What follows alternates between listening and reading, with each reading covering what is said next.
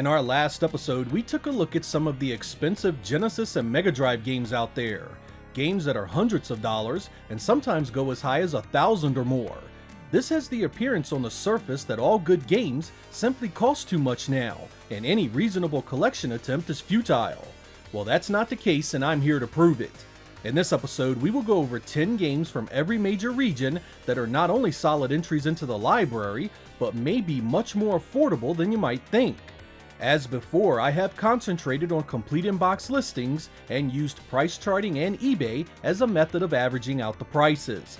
I tried to target games I still think are very good buys and tried to keep everything under $50. I hope you guys enjoy affordable gems on the Sega Genesis and Mega Drive.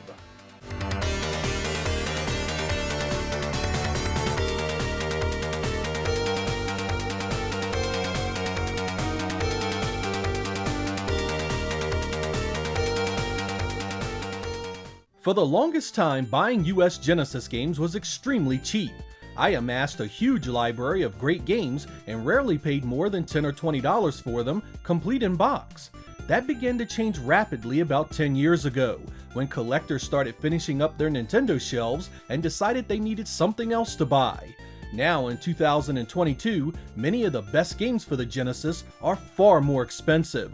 All is not lost, however, and here are a few choices that won't annihilate your wallet. Let's take a look at some of my favorites. In 1992, Electronic Arts released Desert Strike, a fantastic overhead shooter that had you doing missions like destroying enemy units or rescuing people in the battlefield. It took a little time to adjust to it, but it was quite a solid effort overall. Today, this one can still be had complete for around $20 or so. Considering what some shooters go for on the Genesis, that's an absolute steal. Its sequels tend to be quite affordable as well.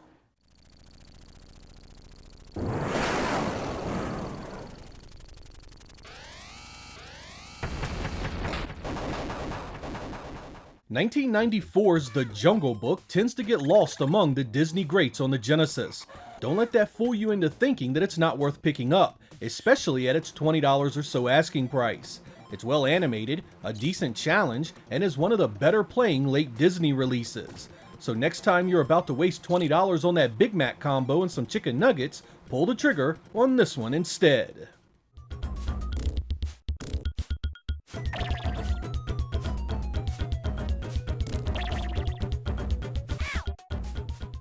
Originally released in 1995 as a value pack of 6 of the most popular games for the platform, 6-pack comes with Golden Axe, Sonic 1, Columns, Revenge of Shinobi, Streets of Rage, and Super Hang-On.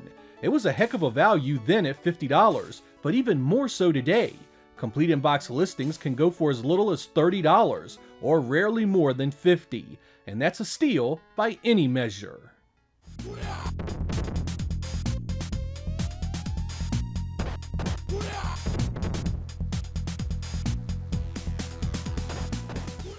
Speaking of Disney, 1995's Toy Story can usually be had for around the $30 mark.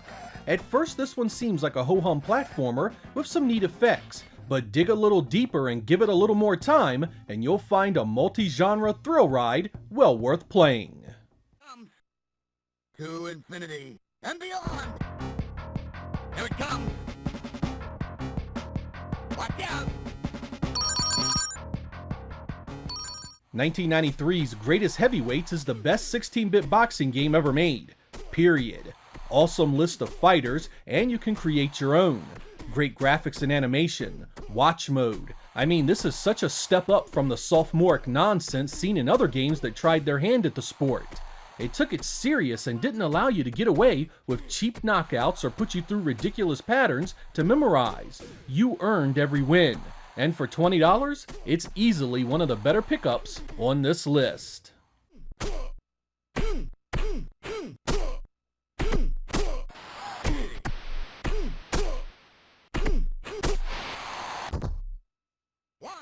Aladdin sold so many copies in 1993 that it's easy to find these days for around $25.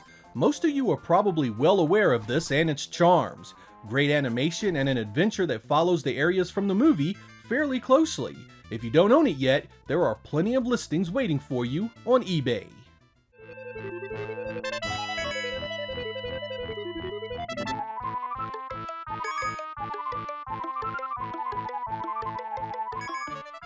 The NBA Jam series was great, but 1996's NBA Hang Time was the pinnacle of arcade-style basketball contests.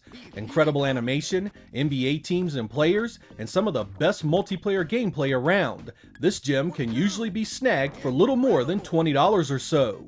Because it was a later release, you do have to contend with those awful cardboard boxes, but that's why God created custom cases.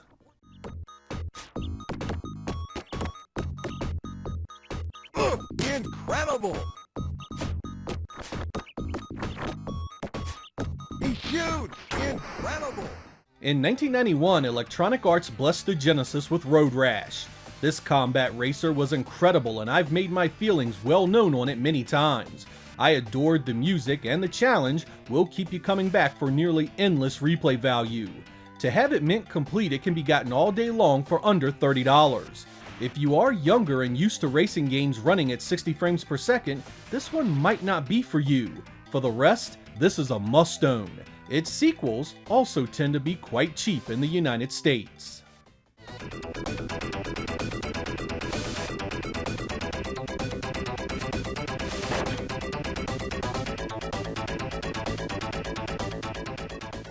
In 1994, Konami released a platform puzzler, Animaniacs, for the Genesis, and boy did it look, sound, and play great. Here you control 3 different characters that can do various things, kinda like the Lost Vikings. Each stage is set up with different obstacles that need to be figured out and overcome. Konami could have went the easy route and just done a mindless platformer, jumping on enemies' heads. I really appreciated that they made you think a little, and its barrier of entry is truly astounding at only $20 or so. I mean, what a great game for so little. There's no excuse not to own it.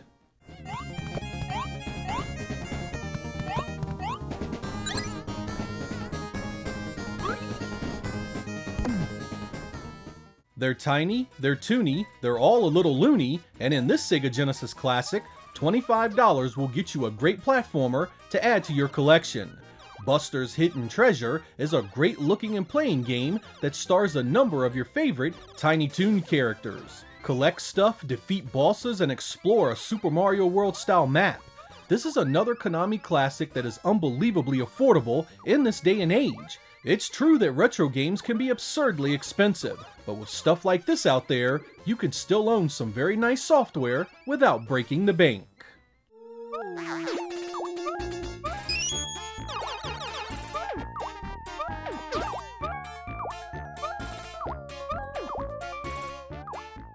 Europe and the Greater PAL territories were black holes of information to me when I was younger.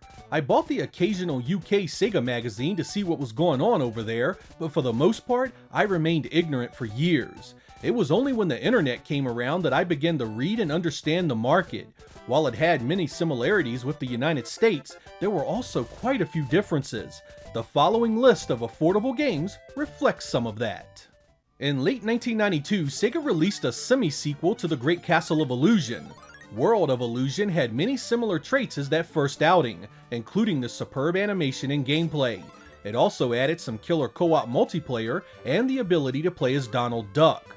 The game was extremely popular in many European nations, and even saw a reissue in the classic Mega Drive series of games. Prices on this one seem to go between the $20 and $30 mark fairly often, so you should have little problem securing a copy of your own.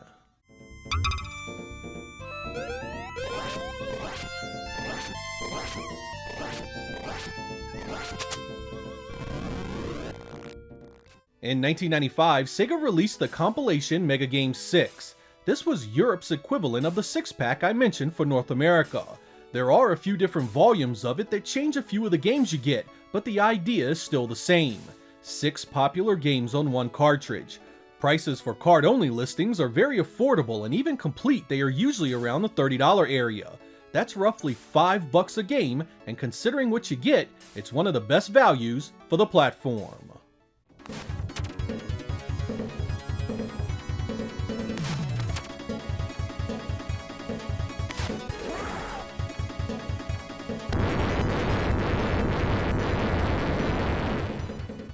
In 1993, Micro Machines made its way to the Mega Drive, a top-down racer based on the popular toys.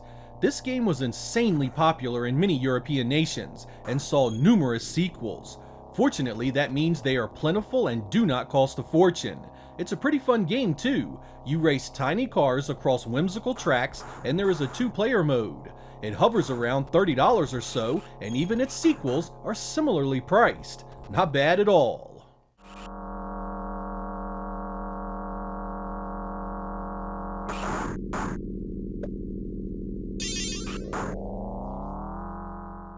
ToeJam and Earl was an interesting addition to the Mega Drive's lineup in 1991. Unlike many of the arcade-style offerings that dominated the library, this is a much more measured experience that focuses on exploration and item discovery.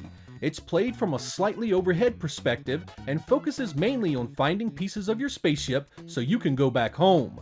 The 2-player co-op added a ton of replay value. Today you can get this for around $30 or so, a great price for those of you with fond memories of it. It has a sequel on the Mega Drive, but I always enjoyed this one a whole lot more.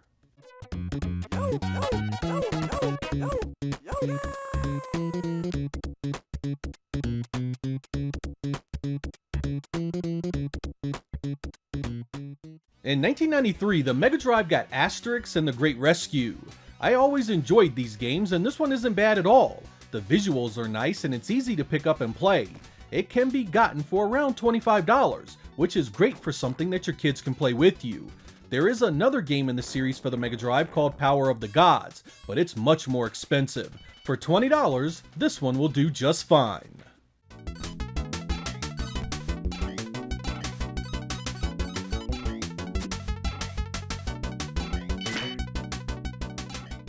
While Greatest Heavyweights is an incredible boxing game, I don't want to shortchange Muhammad Ali Heavyweight Boxing.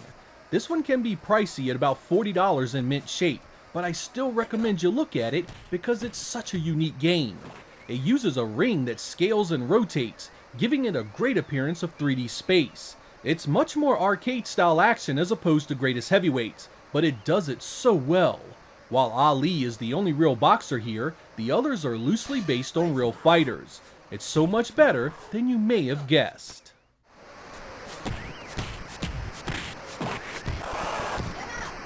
One, two, three. I added the first Road Rash to the North American list, and I think Skitchin is perfect here. This one takes the Road Rash formula and adds skates, and while that may sound strange, it worked out great. Best part is that it's rarely more than $20, a perfect price for such a killer game. Older racing games tend to have a tough time holding up all these years later, but I can still play Skitchin all day long.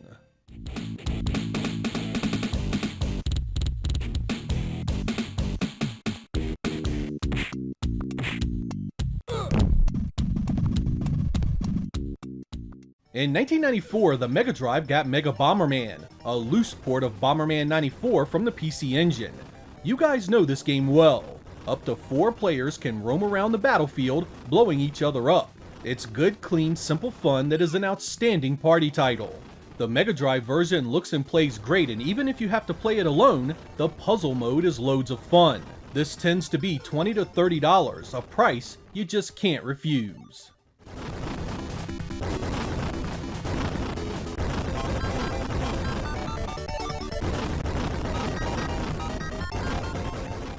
In 1992, Namco's Marvel Land was released in Europe as Talmot's Adventure, but it's the same great game. You must rescue the Princess Wandra from the evil King Mole, who has taken control of Marvel Land. It's a one-hit action game that starts off tough, but plays so nicely you get really good at it. Prices on this one can be as cheap as $20 or so it's well worth looking at for your gaming shelf.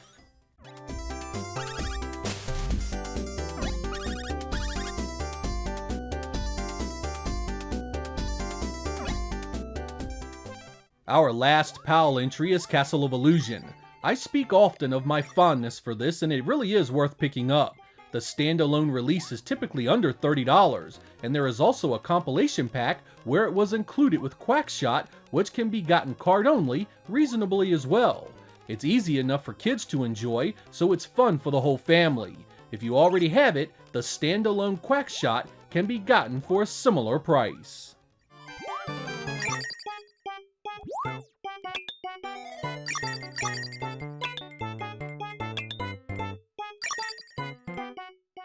Japanese Mega Drive games have seen some major price increases over the past few years. Mega Drive games did not sell the numbers they did in the US and Europe, so there is much less supply to meet the demand, especially since the influx of foreign interest is so high. Recommending Japanese games is tough, because many of the affordable options are also cheap in Western nations. If it's a good game and exclusive to Japan, you can almost guarantee it's expensive. I had to get creative here for reasons why you'd want the Japanese version, and I had to increase my cost a bit. Fortunately, there are still some relatively affordable titles out there if you want to add a few to your collection. Whip Rush hit the Japanese Mega Drive in 1990, a horizontal and vertically scrolling shoot-'em-up with lots of background layers and an interesting weapon system. While not the best of its kind for the platform, it's still a fun ride if you appreciate the genre. It tends to come in under the $50 mark, which is quite cheap for a title of this pedigree.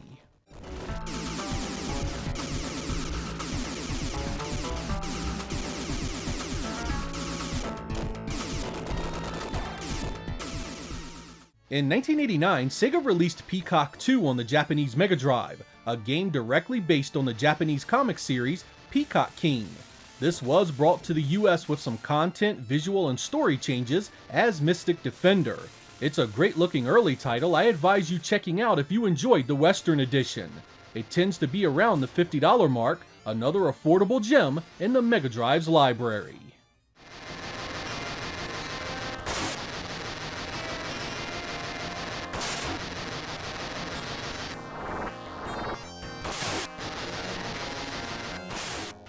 Man, I love D-SWAT. When I got it in 1990, I played the ever-loving hell out of it. It was a fairly short game, but I really did get a kick out of its variety, fantastic soundtrack, and weapon system. This is another Japanese Mega Drive game that can be had for under $50. I actually prefer this release of the game because it's more challenging and takes longer to defeat. There's a few different sound samples and name changes in there as well.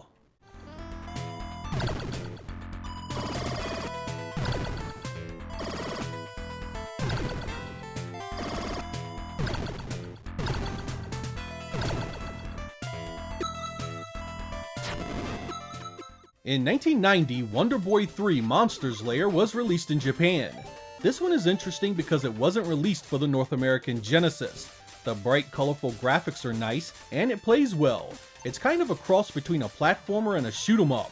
Europe got it, so you guys may not have the interest, but Genesis fans have a good game here to look forward to, especially since it tends to go for less than $40 regularly.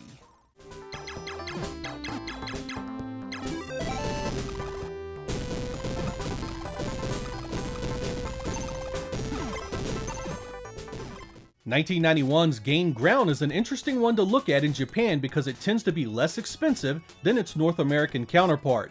This is a port of the arcade game where you must make your way across battlefields loaded with enemies. It's surprisingly fun, has 2-player co-op, and has a great soundtrack. Expect around $50 for it, which I think is still well worth the investment.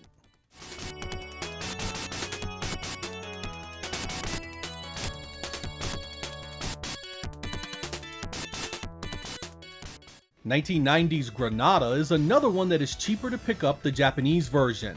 This is an overhead multi-directional shoot-'em-up where you must explore the stage and take out the various targets. This will be of special interest to PAL Mega Drive owners because it was never released in Europe. A patient eBay dweller should be able to score this for under $50 or so. It's a great port of the original X68000 edition and well worth your effort.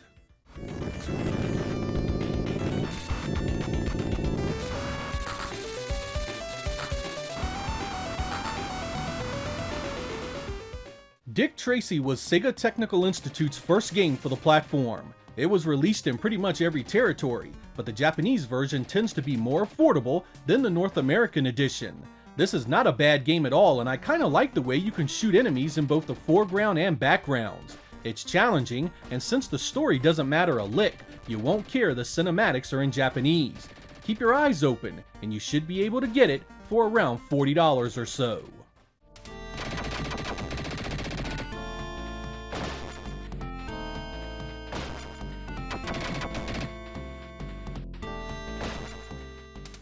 Virtua Racing was a port of the groundbreaking arcade game that used the special Sega Virtual Processor to render its polygons.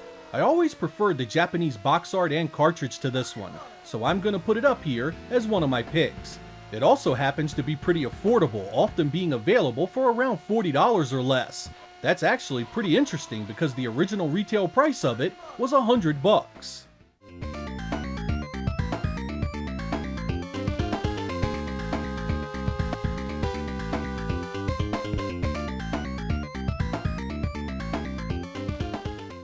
Strider is a great Mega Drive game. Originally released in 1990, the Japanese version is the one to own. Not only does it have killer box art, but it also is more challenging and the end boss is not censored. At around $40 or so, I'd say that's a steal for anyone wanting a fantastic port of the arcade original. It does have a nasty bug in Stage 4, but if you read up on it, it's really easy to avoid.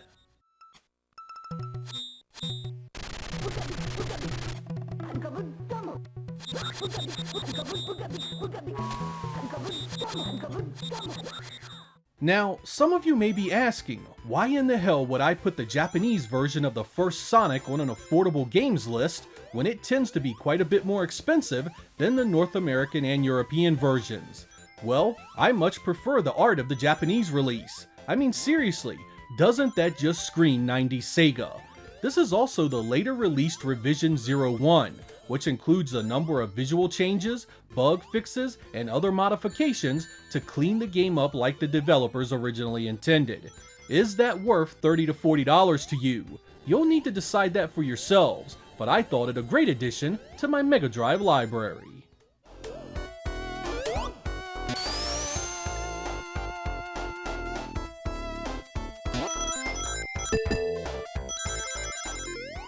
I want to end this episode by reminding you all that there are many ways to deal with the high prices that dominate our hobby today.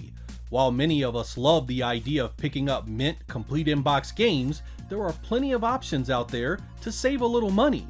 Cartridge and disc-only games can look just as spiffy on your shelf with a reproduction case. And really, a damaged or written-on label may look bad, but as long as you can play it on your original system, what does it matter? I actually kinda like the idea of giving a battered game a new home where it will be cared for and played by someone that appreciates it. For those games that have been driven up to thousands of dollars by the despicable assholes speculating, emulation and reproductions are a modern treatment for the ails of the hobby. The best way to avoid being manipulated and taken advantage of is to not play their game. What's perhaps the most important thing to remember here is that the hobby of retro gaming is absolutely massive. There are many games out there across the various generations that are still very affordable. It's true you might never own that Snatcher for the Sega CD or that Panzer Dragoon Saga for the Saturn, but that doesn't mean your collection needs to suck or lack games worth playing. If anything, searching for affordable games may even open up your eyes to playing stuff you never considered before. And that really should be the heart and soul of what collecting is all about. You do it because you love the idea of playing the games you did as a kid and discovering those gems you may have missed out on. Having them on your shelf should never be anything more than a bonus. I'm Sega Lord X. Thank you guys for watching, and I will catch you next time.